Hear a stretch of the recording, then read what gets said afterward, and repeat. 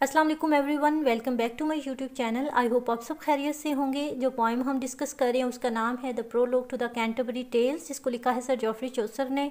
Previous lecture में हमने fryer के कैरेक्टर को पढ़ा, उसमें हमने जो टेक्स्ट कवर किया वो हमारी लाइंस थी लाइन 208 से लाइन 269 तक।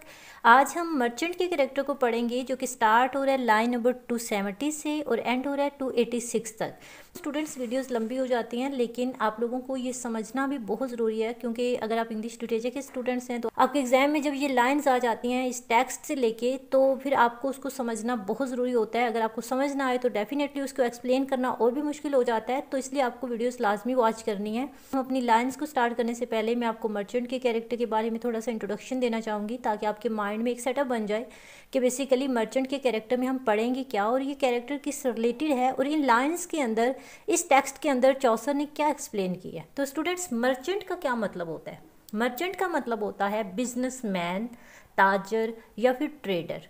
तो चौसर ने ट्रेडर का कैरेक्टर क्यों लिखा, बिजनेसमैन को, बिजनेस क्लास को क्यों दिखाया? क्योंकि हमने पढ़ा था कि चौसर के साथ उसका जो पिलग्रिमेज जर्नी है ना, उसमें हर तबके का शख्स उसके साथ मौजूद है और वो अपने हर तबके के शख्स को इंट्रोड्यूस करवा रहे हैं, बता रहे हैं उनकी अपीयरेंस के बारे में, उनकी जो ट्रेड्स हैं, उनका जो वर्क होता है।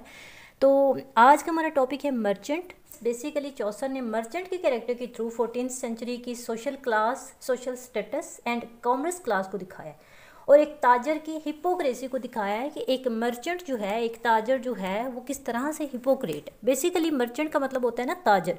स्टूडेंट्स, चौसर का जो मर्चेंट है ये अपेरेंटली तो बहुत ही सक्सेसफुल है, लेकिन ऑन द अदर हैंड बहुत ही हिपोक्रेट किस्म का है, यानी डबल फेस है।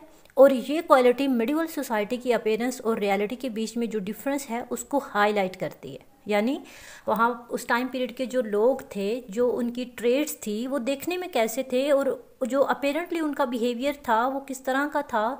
अपेरेंटली वो लोग बहुत सक्सेसफुल नज़र आते थे, लेकिन ऑन द अदर हैंड वो बहुत ही हिपोक्रेट थे। ठीक है, तो ये चीज़ें जो है जेफरी चौसर ने इस कैरेक्टर के थ्रू हमें बताई हैं, वहाँ के लोगों की जो इनर पर्सनैलिटी है उसको हाईलाइट किया के थ्रू। राइजिंग मिडिल क्लास और उनकी वैल्यूज़ को पोर्ट्रे किया है। मटेरियलिज्म, वेल्थ और सोशल स्टेटस जैसे थीम को डिस्क्राइब किया है। ये कैरेक्टर लिखते हुए चौसर ने स्टाइल का बहुत ज़्यादा यूज़ किया, सिम्बोलिज्म का बहुत ज़्यादा यूज़ किया। तो आई होप यहाँ तक आपको इंट्रोडक्शन अच्छे से समझ आ गया होगा। अभी हम अपनी लाइन्स को शुरू करते हैं। A merchant there was a forked beard. A merchant there was, वहाँ पर एक मर्चेंट भी था। ठीक है, मर्चेंट, जैसा कि मैंने आपको बताया कि मर्चेंट का मतलब होता है एक ट्रेडर।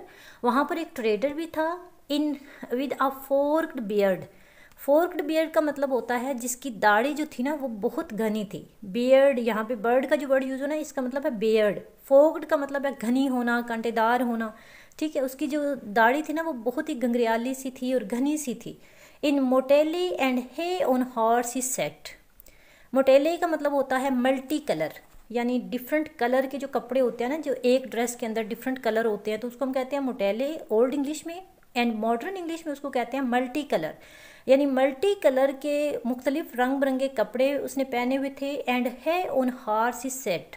है का मतलब होता है high, and on horse he sat अपने घोड़े पर सवार था। ठीक है, मुख्तलिफ रंगों के उसने कपड़े पहने हुए थे और वो अपने घोड़े के ऊपर सवार था। On his head a Flandrish beaver hat.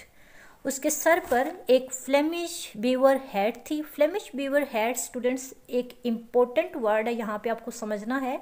Flemish beaver hat का मतलब है एक ख़ास किस्म की हैट थी जो कि बहुत ही एक्सपेंसिव मटेरियल से बनती है। सॉफ्ट, थिक एंड वार्म किस्म की टोपी जिसे सिल्क और वेलवेट से डेकोरेट किया जाता है। और ये टोपी उसकी फैशन सेंस को, उसके स्टेटस को, उसकी प्रॉस्पेरिटी, उसकी ट्रेडिंग प्रॉस्पेरिटी को सिंबलाइज कर रही है। यानी इस कैप के थ्रू उसके कैरेक्टर को सिंबलाइज किया गया कि वो कितना अमीर था, कितनी एक्सपेंसिव चीज़ें यूज़ करता था। His boots clasped fair and fetisly. Fair and fetisly का मतलब होता है बहुत ही अच्छे तरीके से, बहुत ही एलिगेंटली उसके बूट जो थे ना वो बहुत ही एलिगेंटली बांधे हुए थे।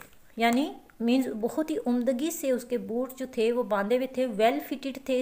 हिज रीजन्स ही स्पैक फुल सोमनली। सोलमनली का क्या मतलब होता है? सोलमनली का मतलब होता है डिग्निटी के साथ। वो अपने दलाइल, अपनी बात को बहुत संजीदगी से बोलता था, यानी जो भी पब्लिक अफेयर्स होते थे, जो भी बात करता था, ट्रेडिंग से लेके, ट्रेडिंग जो है तजारत के हवाले से उसकी जो भी डिस्कशन होती थी लोगों के साथ, तो वो बहुत ही रीज़न से लॉजिकल वे में बात करता था, बहुत ही ठोस तरीके से बात करता था। यहाँ पे उसकी कम्युनिकेशन स्किल्स बताई जा रही हैं कि वो बहुत अकल की बात करता था, दलाइल के साथ, संजीदगी के साथ अपनी बात को दूसरों तक कन्वे करता था। Swings always the increase of his wings.